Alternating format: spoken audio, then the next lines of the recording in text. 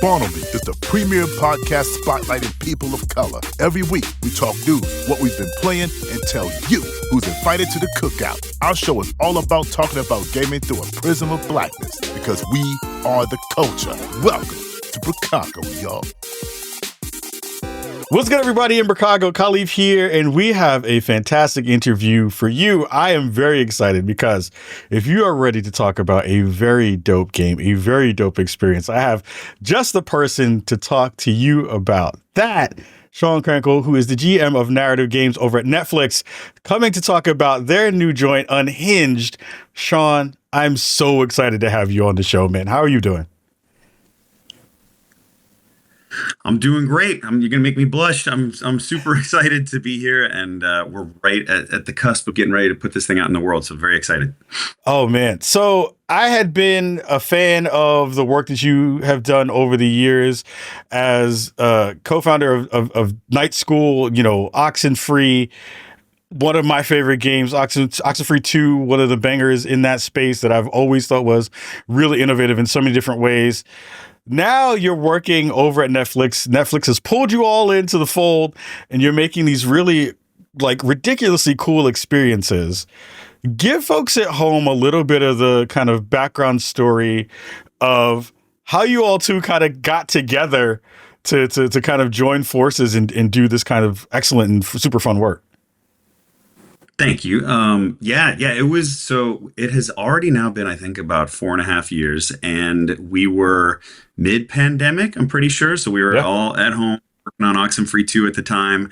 And it didn't start with the intent of us to become a broader piece of Netflix at all. It actually was that we were talking about bringing some of our stuff over to what was going to be a burgeoning platform for them. And so at that time, this is they didn't even have a full games team yet. And we had been talking about bringing Afterparty actually over to the platform. And as we were talking, we would have these discussions, and they would happen once a month or so. And it kind of felt like the same discussions you have with other publishers and things. And after one of these calls, the person that we were talking to at the time was like, "Can you stick around for a few minutes after the call?" And I was like, "Oh shit, this is going to fall apart."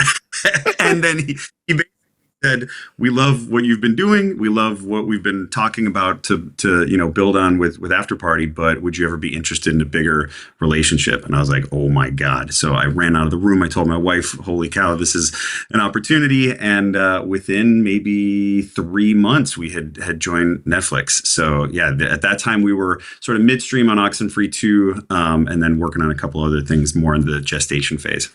Oh man, I'm sure that was one of those days you're just like, do you remember when that thing happened after, again, there was a ton of success and critical success around both of those Oxenfree games.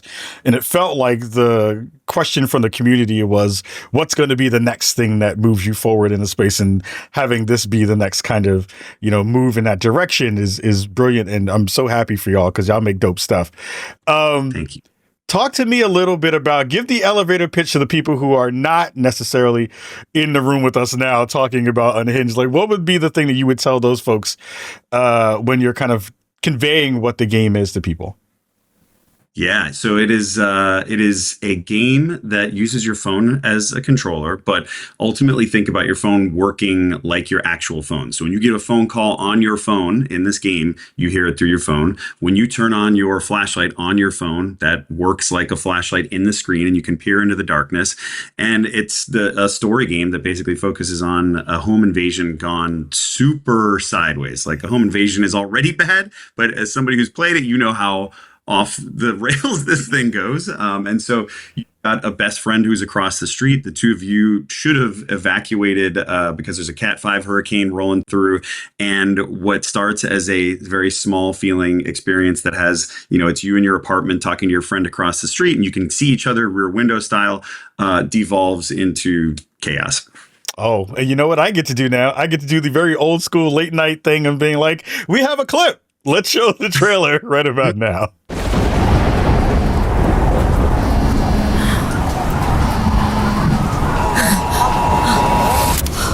Claire, are you okay? No, my power's out. Let's just find a hotel for the night. Yeah, sure. Okay, meet you downstairs in 10 minutes. Oh, hey, While you're in there, grab my sweater. And where? Your room. I see you in there. Claire, I'm not in my room.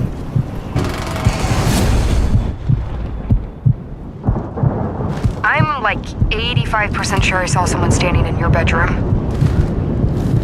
There's no one else here, okay? What's going on? Ava, there's someone! No. He's coming. Hi. Oh my god. The fire escape. Climb out the window. Go! It's stuck. Pry it open. Gotta get out of here. Fuck. It's okay. Where the fuck is that screwdriver? You got this. Just keep moving. God, I don't want to die. Oh my god.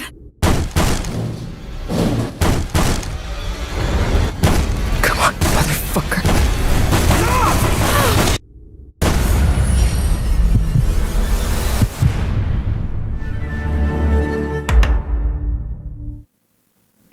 That's pretty damn good. Whoever cut that trailer together, goddamn, that was on point.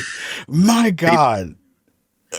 I mean, at this point, I'm sure you've seen that trailer in multiple instances over the time before it went live and out to the public. How does it feel to kind of see the thing that you've made and also kind of then have that, classic kind of well-known Netflix branding alongside that? Well, how crazy is that at this point? It's absurd. It's totally crazy. It's extra crazy because we've been working on this thing in, like you work on anything in build, but looking down for so long at this, and you're like, I can't wait to get it out into the world and see how it's going to resonate. And that thing gives me goosebumps every time I see it. I'm so excited. Yeah, you all nailed it. As a huge horror fan, the first things I thought was like, oh, okay, you guys are going in a really interesting direction. Sadie Sink, Zoë Kravitz, and Troy Baker attached to the project and being a part of what is a very cool project. Tell me what it was like to kind of get those folks on board and to say, hey, do you want to make a horror game that's going to be playable on Netflix? How did that discussion go? It was interesting because we talked about it almost less of it as a game and more. And I know this is going to sound so lame, but it's hard. I mean, you've played it, so it sort of is an experience, right? Like there are of it that are that clearly use the verbs and language of games, but also it's not a very difficult thing to play. At the same time, it's super intense, right? So the way we talked about it was more just that it's this immersive thriller, and we were pretty far along sort of building out the core mechanics, and we knew the story that we wanted, but ultimately we were like, if this thing is going to really succeed, it has to have amazing performances, and it has to be go way further than just the gimmicks of those inputs, because otherwise it's a tech demo, and we do not want to build a tech demo. We want to make something that is an insane story that people talk about the same way they would talk about their favorite show or their favorite movie. And so early days, once we had it kind of all boarded out and knew what the whole thing was, one of the coolest parts of working at Netflix has been that the walls between different groups, be it the casting department or the product team or whoever, there kind of are no walls. And so the people that cast the shows there are the same people that we reach out to and work with as well. And so we just ended up being so fortunate to get literally like our dream cast. Like, this is all the folks that we wanted to work with so bad. And Sadie and Zoe, I think in their respective roles, it was important for them to play off of each other in even a sort of textural way, and like what their vibes are. And they kind of change over the course of the game. They're who is the braver friend kind of changes at different times. And so the fact that ended up, they turned in such incredible performances, like carries all that. And then Troy, he's that man is a monster. Like, I mean, in this game, he's a literal monster, but in general, like, his range just continues to astound me. I think the thing that I love about Troy is, for a lot of his career, he has been, at least in his digital roles, has been the kind of cute, cheeky, kind of, dig and poke at you with the quips are very fast, and, all of those things, and the multiple characters that he's been attached to. But he's been in his bad guy phase now for a little bit. And, the way Troy presents is, very, very chill. He's a very chill dude in real life, and like very nice, super likable, and on those ways.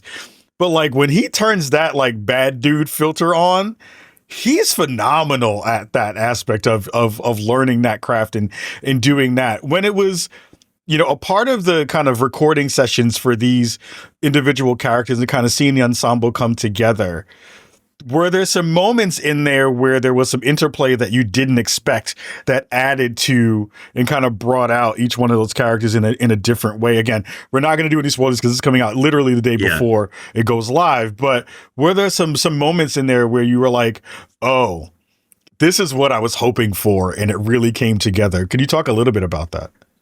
100%. And it's interesting because like each actor and each character ended up we slightly tweaked aspects of the script or the story the more we started working with folks. So like with Zoe, for example, she you know where it goes with her. By the time we the second half of the game and she was doing as intensive things in her performance as she was doing, we realized like we wanted to go back to the beginning and change some of her lines that were initially maybe a little bit not snarkier, but like there was just stuff that in the beginning, if we were to tee up the end a little bit better, we could sort of reconfigure things. So where I'm going with that is to say that the back half of the game, because of what she goes through, we would get exhausted just watching her. Like we would get super shook and sweaty listening to her because we're like, this is insane how far she's willing to go for this thing. So for her, it was changing some lines in the beginning to change, you know, who she was. I think, you know, on the Sadie front, she immediately found the character and we actually didn't change much of it. Like she did what was on the page and then just plussed it way up. And then Troy was the one who I think the most he like took the clay of who this character was that he's playing and molded it in real time with us. And I was just like so grateful because what started as a dude that felt slightly, I don't know, Michael Myers-ish, got turned into a very specific character and one that has humor in it and one that is he's kind of just a goofball jackass of a villain, you know, at the same time, he's not Michael Myers, right? Like he has a very specific thing that has made him behave the way that he's behaving. And so anyways, yeah, I think that the other thing was that Troy, you know, we had done a fair amount of mocap early on and Troy had seen the mocap and we hadn't done it with him. And he was like, can I just come in and redo like all? And I was like, yes, please, you can. Because he then took that character, the posture, the movement, I mean, you know how he enters the scene the first time, all that. I mean, these are like special Troy touches. So I've never gotten to work with this guy in my life. And I was like in awe completely because his vocal performances are always killer. But watching him physically embody this character was like insane. Yeah, I think getting to see more of his behind the scenes stuff when he gets to kind of showcase those things is where you really get a chance to see him shine. Like you said, I think it does, you know, again, his cheekiness in his personal self comes out in these characters where you can see there's a little bit of him where it's like, I enjoy this in a way that is not necessarily, you know what I mean? Like that's kind of cool to see that stuff. Not only do I know what you mean, there is some stuff that has to stay on the cutting room floor because he found the edges and he crossed them. He found the, you know, it's like, oh, damn, we can't use this or that. And so he definitely found the edge while we were finding the character together. The other quick thing, I'll tell this as fast as possible, but it just like blew me away. So imagine we're on this giant stage and there's a particularly physical scene that he's doing and they're, you know, kind of resetting and going back to take it again. And there's no markers on the ground. It's just a big sort of flat plane surface. And he goes back to a spot and the mocap director on the stage is like, actually, you know, you're supposed to be back over here. And Troy's like, no, I'm not. I remember. He's not braggadocious. He's just going, no, I'm not. This is where I should be. And the director's kind of like, I'm pretty sure it's over here. And then they're like, let's look at the data. He had it in his head. I'm talking about he went 30 feet back to the very specific spot because it was just all mapped. And I was like, this guy is from another planet. I mean, he's a vet. He's been on those big, you know, PCAP stages so many times at this point that I'm sure that he's in it. And to be fair, you know, I'm giving a ton of love to Troy, but you know, both Sadie and Zoe, I do want to give them their flowers for really bringing something special to this performance in a way that made me hope that we get a chance to see, you know, Zoe specifically do more in the video game space because she has a knack for it in a way that really came through in this experience for sure. I really agree. I mean, I think that they both, it was the cool thing was that we didn't have to ask them to contort into some crazy cartoonish characters. They showed up and performed the way that they would for a film or a show. And a lot of our recording session just felt like that. And so, yeah, it was, they both really just did such incredible work. And, like this thing, it is emotional under the hood. It's the story of these two friends. I know that there's a lot of spikes and crazy things that happen, but ultimately at Night School, we view this as a friend. It's a friendship story that plays out over the course of one night. Yeah, Night School does relationships very, very well in terms of kind of bringing that very grounded space in kind of, otherworldly events. You do such a good job of the writing in that respect. I do want to talk about the technical stuff because, Netflix games as a whole, I've used it here and there, and using, if you're not familiar, most times when you're using or playing a game on Netflix as a platform, it is using your phone as the controller, usually just scanning a QR code. It pulls up an app that usually is like that kind of connects you to the remote control layer of it, or you can kind of do it through the web version of the thing. And this seamless way that you were all thinking about game mechanics, using real life objects as digital replacements for the thing that you're connecting to in world is really brilliant. Like the first thing I thought was, as soon as I started and got the first phone call, I was like, oh shit, that felt right. That felt like exactly like I had an expectation for that to feel and hoped, because I think a lot of teams try to do that facsimile and it doesn't necessarily feel as connected because you're like, I'm holding the thing and it feels like, oh, well, I had to go to a browser and put in a code and do this thing. Once you've done that initial setup, you have nailed the technology on that layer. Talk to me a little bit about when you're thinking about the core loop of this thing and integrating what is the most well-known and used piece of technology that we all are engaging with every day. Talk to me about how you kind of all scoped that out and thought about how you were going to kind of incorporate that into this experience.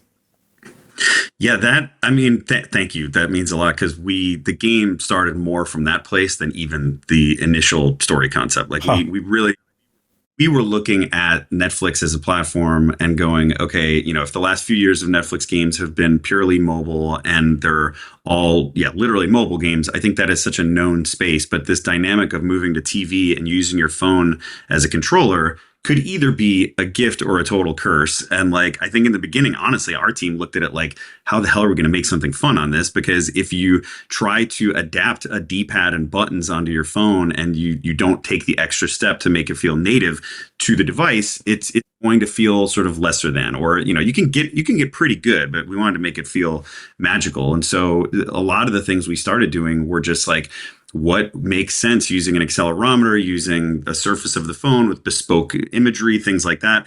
And a flashlight was the first thing. Like we were really into a flashlight and did just basic tech demos inside of this space where we're like peering around in darkness. And it felt like a magic trick, like when that stuff started to work. So for a while, it was just like the flashlight game. And we didn't know what we gotta do something with a flashlight. And then we got to the part where there was interplay between audio on TV and the phone. And then we were like, oh, this is a Play-Doh factory for story. We can push some story through these types of verbs because they're unique and they feel right on the phone and it feels really pretty magical. And so it pretty quickly then evolved into what is the most grounded personal story we can tell that feels very easy to interact with. And it was like, well, use your phone as a phone. And then that even inspired the idea, we knew we wanted to do something in the realm of horror and go harder than we've ever done in the past. And with that, we were like, well, what would be a great setting for that? And, you could stick it out in the woods, you could stick it wherever, but we want to put it in your home, like a home invasion in your home, right? And so that when those things come together, which is a very messy process and does not go nearly as smoothly as I just explained it, but like when we're like macheting our way through that and the two things started to talk to each other, like a crisp story idea and these interesting mechanics that feel like they should only work on a phone, that then both sides inspired each other a lot and things really got rolling in. Yeah, and you know, you can see the combination of the forethought of mapping out when certain events are going to be happening, and the even harder part of, yes, this is a very linear story in the way that it kind of is experienced with not, you know, I think a lot of folks are thinking this is like, you know, choose your adventure, which it's not. There are some branching paths in which you kind of are moving through the space to kind of figure out what the next thing is going to be, but it's not guided, you're guiding yourself through it, but there are some endpoints to be able to get to that are both, you know, story driven, a little bit action driven, which are scary as hell. And you've nailed that part of like that tagline of like, your phone may die. I mean, your phone won't die, but you might. That is so brilliant. That's so good. But it winds up being those things of like, when you're crafting that experience and figuring, all right, we have a confined layer of where people can go. How are you thinking about the routing to where you want people to go, and the kind of small pieces of unbeaten path that people will always touch and kind of play around with? How are you thinking about kind of when you're crafting the story of how to get people where they need to get to see the full experience, while also giving them some feeling of freedom to be able to go, so it doesn't feel like it's on rails? Yeah, that part is another one that, as I explained it, it might sound like we had it figured out. We did not have it figured out. Like in the beginning, it was everything in the kitchen sink was in there. And we had it where we had a free walk mode, and people would just be walking into walls and looking at the ground, and the control input didn't feel good. We actually had branching dialogue choices in there for a little bit, and they were not additive, because ultimately we knew what we wanted the player experience and the player fantasy to be. It requires a certain type of pacing. It requires a certain type of forgiveness of controller input, because we want you to be able to frantically be moving around and not boxing with the controls. So, you know, it took a while for us to get to this place where we went, let's just make it all about the flashlight and about like having 4 or 5 different points of interest or things to deal with at any given moment, but not having to juggle a bunch of things beyond that, not a bunch of esoteric game language stuff, or not weapons and all these other things. And so, you know, and the more we leaned into that and went, okay, like we found this kind of this node-based navigation language that both lets you freely explore and look around in a very sort of fluid way, but also doesn't ever let you have a shitty shot. Like it never looks bad, right? Like you're never like looking up at the ceiling or something weird. That became part of the language of our design then. And it was the same thing with like how and when do texts and phone calls work and overlap, and how long. There's even a rule set that we have under the hood for like how long a line of dialogue should be, because we know exactly how long somebody has to parse that, or when to text somebody at the scariest, most annoying moments. Like I hope you were probably like, God damn it, Claire, stop calling me.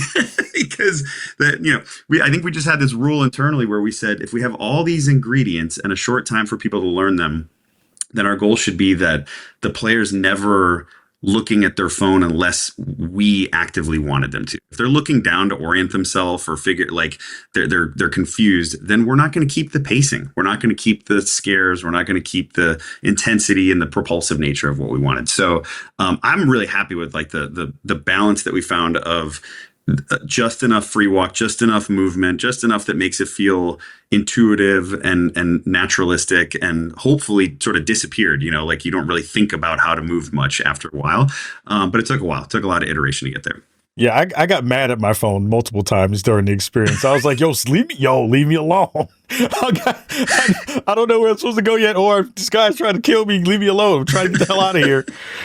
Calm down. Or call the goddamn cops. Like, go help me. Like, you can call 911. Right? Like, come on, sis. Like, help me out. The phone vibrate sound, we made sure it's just annoying enough. Like it's not just a natural vibrate sound. It's like a Jesus, I don't need this right now type of a sound. Yes, it is very much that. Like I was so once I got the ability to kind of check out the content, I was like, it was, my wife and I had nothing to do that night. So I was like, ooh, come watch me play this thing, because she is not a horror fan, and she had to tap out because there's some gruesomeness in there. But like she tapped out, but we were in the middle of one of those sequences in that really hard buzz and that really like, and she was like, God damn it, Claire, like be useful, do something. So you got her specifically, and then there's other cool parts in there that you all see that really kind of drive home that urgency and that tension in a way that's really, really smart. I also love the fact that this game is one in which you are not having it safe for the player in terms of dying in a game like this. I think games like this and experiences like this often safeguard the player in a way to kind of keep them engaged and be able to do it. Like, there are fail states in this, which I think is really smart. Talk to me a little bit about like what the design choice was there to say like, well, yeah, we want you to feel like you are in imminent danger in a real way. Talk to me a little bit about that. Yeah, and this is one of the first times our studio has done that. And I think for games where you have a bunch of branching dialogue and you can die and then go back, there's a thing that we wanted to avoid death states, because if you go too far back, you feel like you're almost gaming the system. You know, it's like when you read an old choose your own adventure book and like skip around and see where stuff goes. So we were like, one, the stakes have to be real. So you can die, and you can die quite gruesomely in it. And so we were just like, if those stakes aren't there, none of this will feel as pulse pounding as we want. And so even that first moment where you can die, I'd say more than 50% of people do end up dying in that one. And that's I think we want people to feel that at that moment. And later throughout the game, the complexity of getting through those sequences actually eases up a little bit. But I think that feeling it and seeing it happen the first time makes people go, oh God, this could, the whole experience could go sideways potentially. So we were excited to do death in this thing, honestly, and to do death states, because it's a thing that if the friction to getting back into it is low enough, and if you don't feel like, damn it, I got to learn how to beat this boss, but rather, I could just have done that a little bit differently, then I love death being in there. But, you know, if we veered too far into this requires skill or feels super unfair, or I need to learn some massive skill set and it's a Dark Souls game, then we wouldn't have, you know, done right by the audience. So that was some of the push there. I think the other thing is just that thing is built for people who love horror films and movies and games, and so we don't want to be off-putting too much to the folks who might not be game like fluent yet. And so the deaths that are in there are still cinematic, and there's even story around them. So we wanted it to be kind of funny. Like, did you ever die in it, or did you? No, I didn't. I'm a pro gamer. Me? Come on. I don't die. No, just fine. But I'm gonna go back and try to die actually to go see what the pieces are. I got to tell you, and then I promise I'll shut up about it, but I find it so funny because when you die in the game, on the continue screen, it's the cops there talking about the specifics of the crime scene. So every time you die, every one of those situations that you saw that you could die, it's later that night and it's the cops talking about what they see, and they're kind of dick cops and they're funny. I love stuff like that. Okay, now I know what to do, because I got to play it again, because I also want to see what the audience kind of comes to. You know, there's going to be what I love about kind of Netflix, you know, moments in time. Like we saw the conversation after Bandersnatch came through and what that looked like, and how, you know, me and other folks were like, this is what I've been hoping for. Like, these are the kinds of moments that Bandersnatch, that Unhinged, I'm still waiting for, you know, some version of like this in a Sleep No More kind of scenario, kind of space. Like, I'm still waiting for that interactive kind of experience. Does this feel like, you know, you've wrapped this project and, you know, now you're kind of letting it go into the wild with people be able to talk about it and give you feedback about what they liked and what they didn't like and stuff. But does this already give you some creative, you know, inspiration for like, now we have the technology kind of dialed in. We have an understanding of what worked and what didn't work.